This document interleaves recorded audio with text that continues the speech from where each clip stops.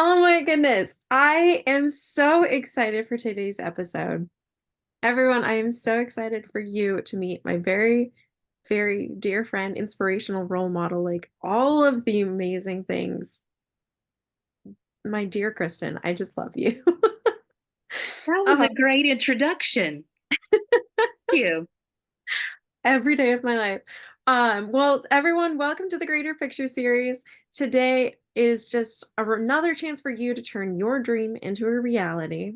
And that can start right here because the Greater Picture is my version of a mental health resource in helping guide you guys towards your triumph by equipping you with the tools that you need to succeed in circumstances that are brought up in one of our videos or connect you to people that you just want to be like.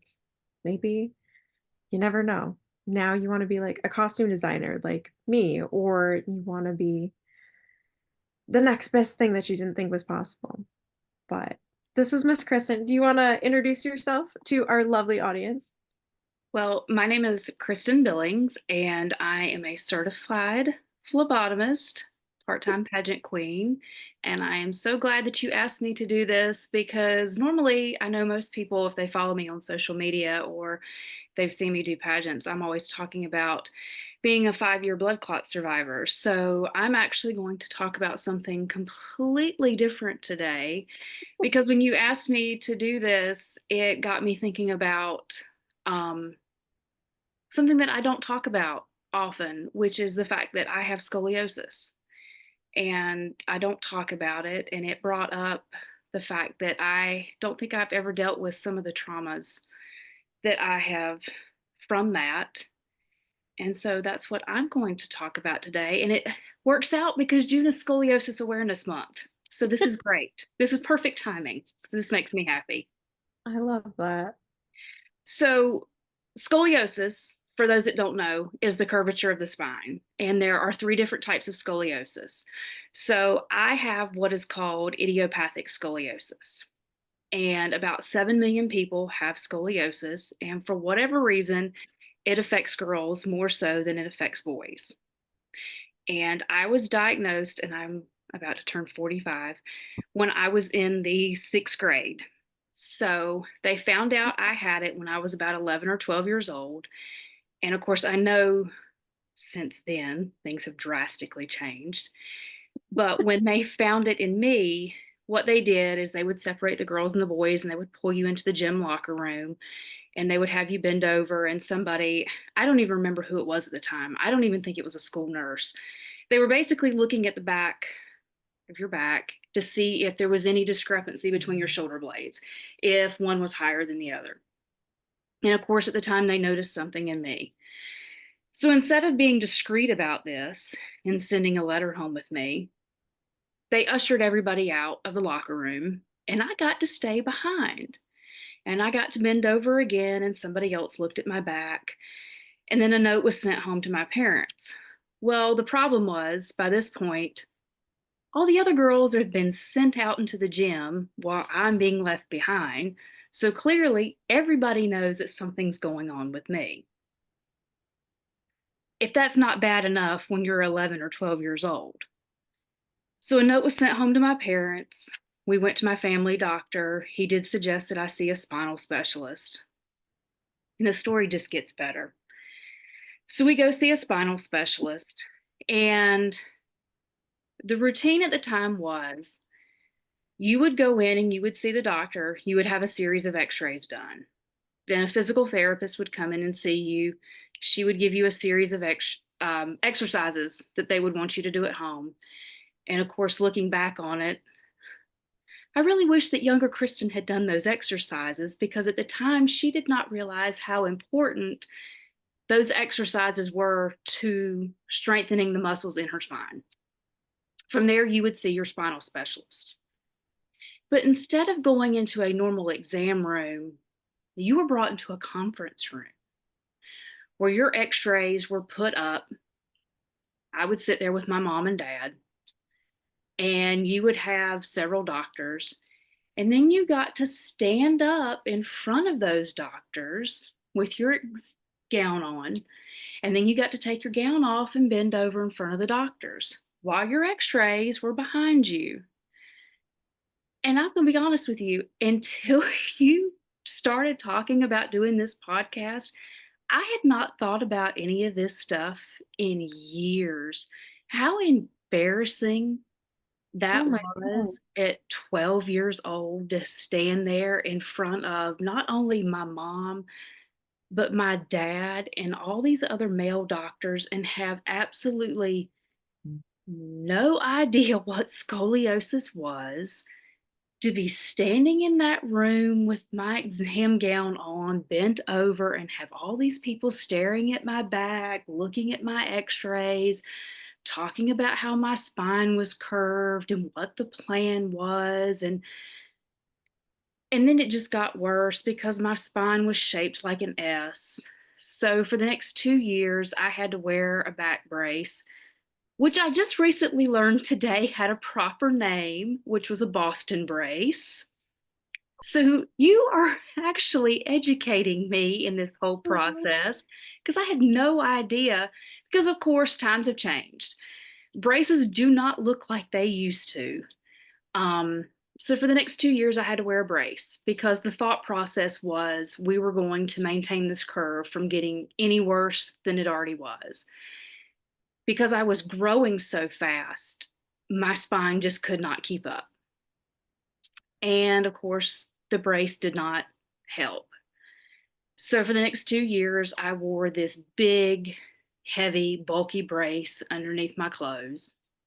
Of course, the kids at school knew that something was wrong. If you've ever seen the movie Romeo and Michelle's high school reunion, Michelle wears the brace. And as Yeah. funny as it is, yes, that's what the brace was. And, the kids picked on her in the movie, and I got the same kind of harassment. So when you talk about trauma, trauma comes in all kinds of forms and stages. And I'm almost 45 years old, and this stuff has continuously stuck with me. So thank goodness now, one of the great things about social media is we've got support groups. And so for me, it's so therapeutic to sit on Facebook, and one of the groups is a scoliosis support group, and read stories from people my age. I did not have spinal fusion until 2012. A lot of the people in these support groups actually had spinal fusion when they were 16, 17 years old. Thank goodness my surgeon, um, that I started seeing when I was 12, advised against it. And I will forever be grateful to him for that, because I was able to take dance and gymnastics, and for the most part, outside of that brace, lead a normal life. Even doing pageants, I learned how to stand and compensate for the fact that I had one shoulder that was lower than the other. I knew how to stand and camouflage it. So nobody ever knew outside of family that I had anything wrong with me. So in 2012, unfortunately, my curve got so bad, the pain was unbearable. I had to have spinal fusion. So I am currently fused from T3 to L5. So that means I have two titanium rods and 36 pins and screws in my spine. And so these support groups I have wonder. have been just a blessing, because you find so much strength in reading other people's stories and finding other people who have gone through the same exact thing you've gone through, and having the fear and anxiety of the unknown of what's going to happen, and reading somebody who can say, oh, I've been through that, like this is what you're going to experience on day one, is so totally different than hearing it from your doctor. Your doctor tells so many people a day, and it's almost robotic as far as this is what you're going to go through, this is what you need to do, this is what it's going to be like in 1 week. But to be the actual patient and to tell you from their point of view what they've gone through, is priceless. So these support groups mean everything. There are great resources on Instagram right now, especially because it's Scoliosis Awareness Month. Um, the Shriners Hospital, you see the Shriners commercials on TV all the time. They take care of children birth through 18 years of age that go through scoliosis surgery. And for me right now, I'm actually facing another spinal surgery. I have of course, this only happens to me. They found out recently, last summer, I started having problems after I came back from IUM. I started losing feeling in both of my legs, and of course, was putting it off and ignoring my symptoms. Come to find out, I have two synovial cysts pressing on my SI joint at L5 where my fusion did not take. So, unfortunately, I'm looking at another spinal surgery, and it's rare to have one cyst, let alone two. And because I've already had spinal fusion surgery, they cannot do the procedure through my back. They're going to have to go through the front to be able to access where the cysts are and to fuse the areas that are not currently fused. So I'm reaching back out to these support groups again to try to find somebody who has had this done or had experience with this just for peace of mind, because I'm also on blood thinner, which now makes me high risk. So I have a lot of anxiety now going into this procedure versus the last time I had this done. And I know that it won't be as invasive as it was before, but it still makes me nervous. Um, Trauma response. It just, you and can't. I'm not alone. I mean, there's a lot of famous people who have scoliosis. Usain Bolt, Sarah Michelle Gellar, Elizabeth Taylor evidently had had spinal fusion surgery. Kurt Cobain had scoliosis and was apparently a lot of the reason why he had stomach issues. So I'm in good company with people. But, I just never realized how much trauma I had from those early days until you asked me to do your podcast. So it's nice to have these resources to reach out to. And I think like this is one I never would have known any of this from you or about you. And when I met you last summer at internationals, you were one of the sweetest, most like bubbly personalities. You're like, can I go sparkle now? Like, am I good? um, Well, and that's the thing, and that's why I wanted to talk about this versus my blood clots, because I always talk about my blood clots and being a survivor and the blood clot awareness that I just forget that people don't know this about me. well, and that's where it's like you are such a ray of sunshine. Like you are such a beacon of hope in that as much pain and as much embarrassment, as much like all of these other circumstances that you've had to be the guinea pig for, like to be like under the microscope of, you've used that as a resource to build up every single person around you, whether it's educating them on what blood clots are. And even now, it's educating us on the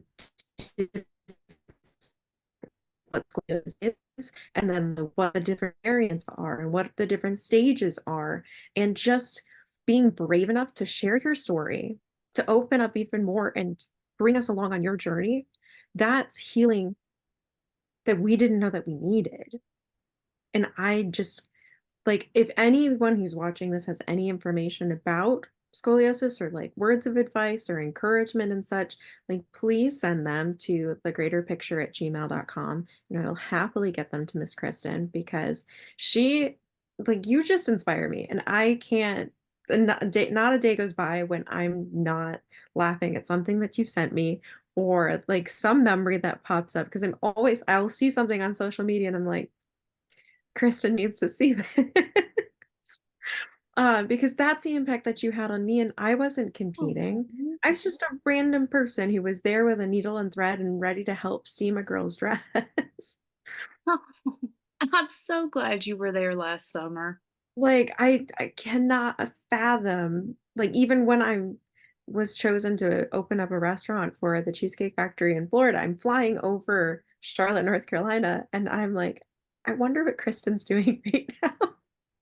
Like, No. I can't fathom, like, what would have happened if we hadn't met because you are such a beacon of hope, and I'm so thankful for you. And Well, that's because of IUM. I mean, truly sisters by sash, but I mean, well, and the being important part is just heroic, like, you because are the epitome of being heroic. You're honest to a fault, empathetic with, like, all of these things that are going around, and you're like, "Okay, so this is what happened to me. I don't know what to do. If you can help me, that'd be cool, but if not, like, this is where we are." yeah, it's my invisible disability. I've just lived with it for so long. I mean, I just forget that it's a part of me, and I've had pain for so long that you forget it and move on and keep going, and it is what it is. It's my next chapter, and I'll face it when it comes.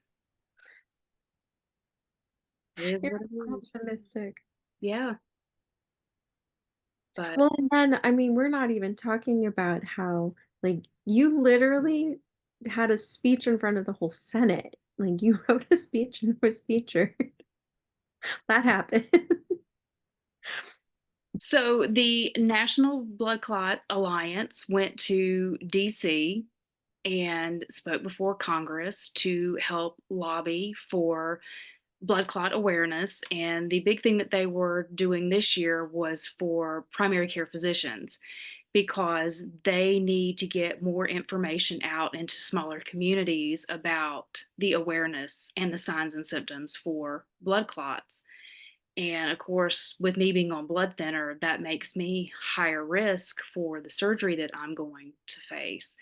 And so my spinal surgeon will have to work closely with my hematologist because I am on blood thinner to coordinate my surgery. And I think that does cause me to have a little bit of anxiety.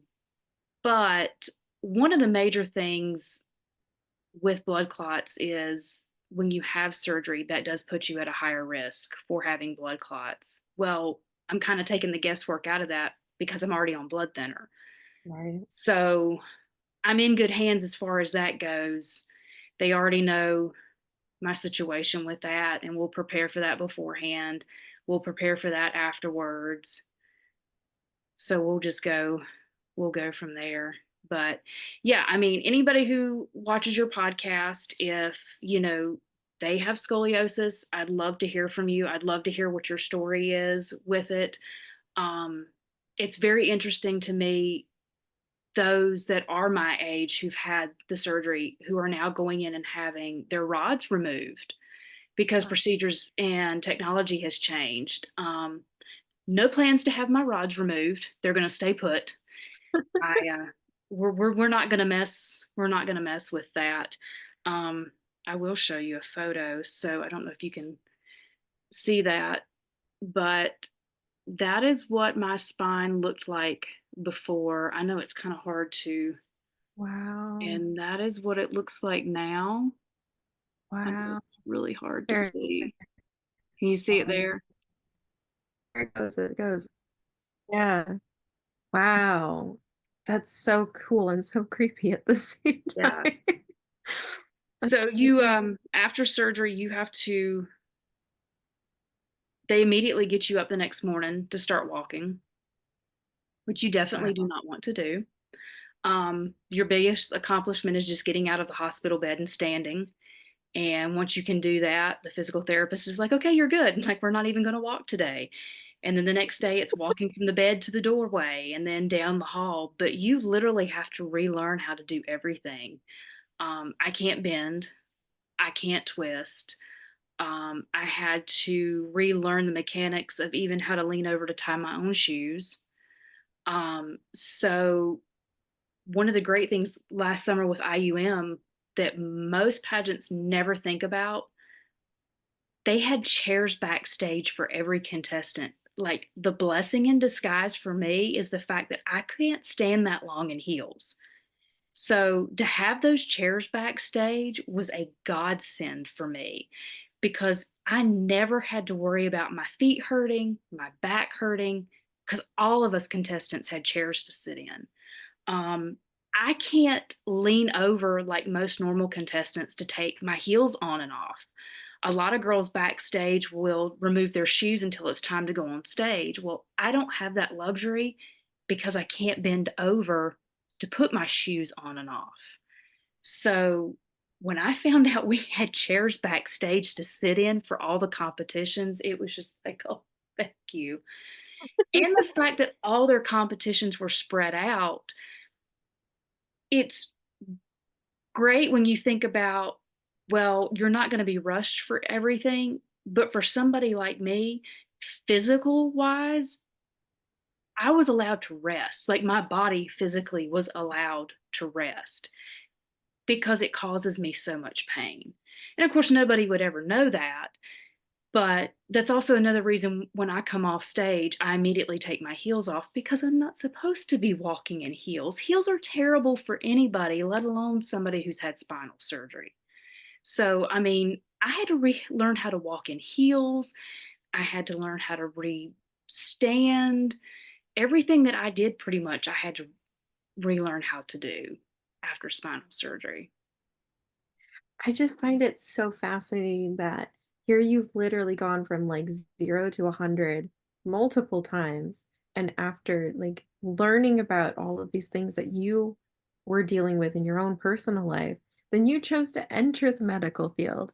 And every single day you were helping more people as a job. And It's one of the reasons I went into the medical field was because I spent so much time as a preteen in doctor's offices, getting x-rays, having doctor's visits, things like that, that it's what led me down that path into healthcare,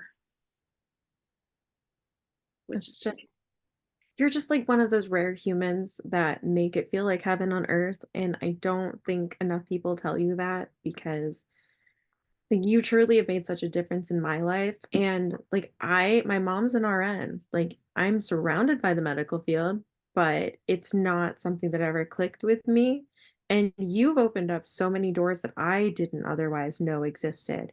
Like the recycling sneakers, how we can do that. Not only is it giving back to our community, it's giving back to our planet and our environment, but it's also going back towards amazing organizations like the National Blood Clot Alliance. And it's just overall amazing because it's also giving us room in our closets or whatever like random place in our house that those shoes end up in. makes more room for new shoes. It also does that, which Lord knows that I have so many, but you you give a girl the right pair of shoes and she can change the world. We know this. This is fact. And I can't thank you enough for bringing up how incredible IUM is too, because I mean, I've been with the system one time before, and I've met some of the most incredible and inspirational people that to this day I still call friends and I still stay in touch with because for me it's about like actually growing and like having those sisters where I grew up with just boys and every single part about IUM is around that sisterhood, around that bond, taking every opportunity to know that we matter and that we're heard and that they care about us and that together we really can make a difference because I mean IUM it's where you matter most and we have directors who know your name within the first 2 minutes of knowing you even though they haven't met you in real life yet they know who you are. Yeah. They care. And they tell us everything. Like they even have lives every single week and they're like, what questions do you have? I'm happy to answer those for you. Like everything is out in the open. It's just we want They're you to be the very best you that you can be because the happier you are, the better you'll actually embrace who we are. right, And that's how we keep meeting amazing people. right. I think we're So drawn. IUM is very transparent. They're very straightforward. Um, we had a great time last summer. I mean, mom keeps, I love your mom. She is so even sweet. she keeps even talking about, the fact that everything was spread out. We weren't rushed between competitions. We had plenty of time, um, to enjoy our vacation. So, yeah, I mean, of course, anybody watching this that's competing, you're going to go, you're going to have a great time. You're going to meet a lot of great people. You're going to have a ton of fun. The parties are fantastic. Yeah. And oh my goodness, what an amazing court too. Like, just a shout out to the Nationally United Miss who actually took the concept of being heroic, which has always been a part of what IUM is, where it's like encouraging us all to be those role models that we aspire to be by being honest, by being empathetic, respectful, optimistic, integral, and like focused on giving back to our community. But embedding that into the actual website and like updating the website and getting the word out about how awesome this whole system is and all of the amazing things that the queens are doing easier to access by having like contestant portal and everything else. It's just they've done so much this year and I've just loved watching it grow because this is year 8. It's crazy. You're going to have a great time. I'm so excited. I've been looking forward to seeing you again because I miss your face. Oh, thank you. I miss you. Thank you. Well, thank you for asking me to do this. I really appreciate it. Like I said, it really meant a lot. It got me to think outside of the box because normally I'm talking about blood clots, and gave me an opportunity to talk about something totally, totally different. And like I said, June is Scoliosis Awareness Month. Um, and I will send you the information on some of the support groups that I look up on Facebook, and some of the pages on I'll tag them all Instagram, below. so that people, who watch your podcast, they can reach out and look these up as well. Yeah, no, definitely. It's like all of that information. I'll link it down below for you guys. There's also, I've mentioned this before, but I feel like it's appropriate because this book, when I was reading it, reminded me of you too.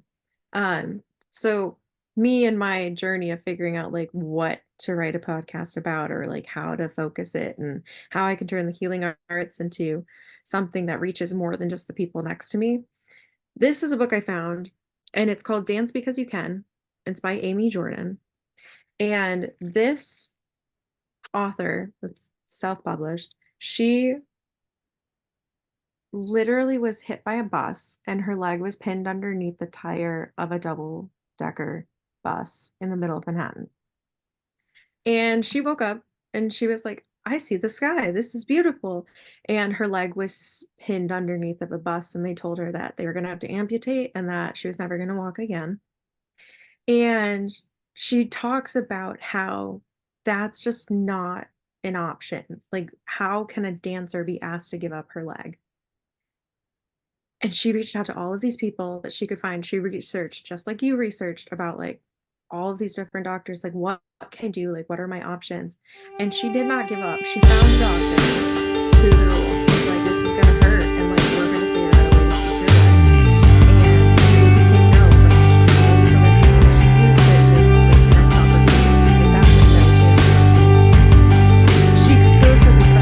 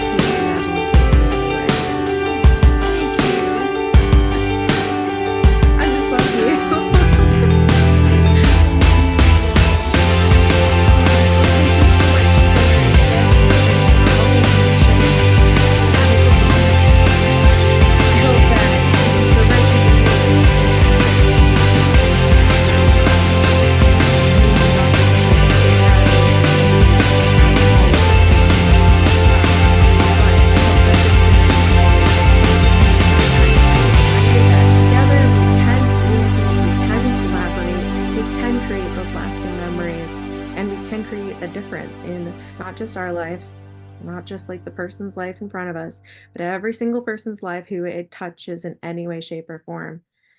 And I hope you turn your lemons into lemonade wherever you are.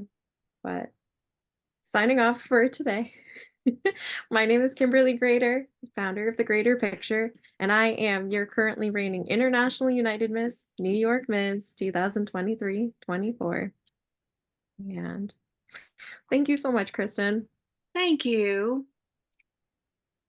Oh.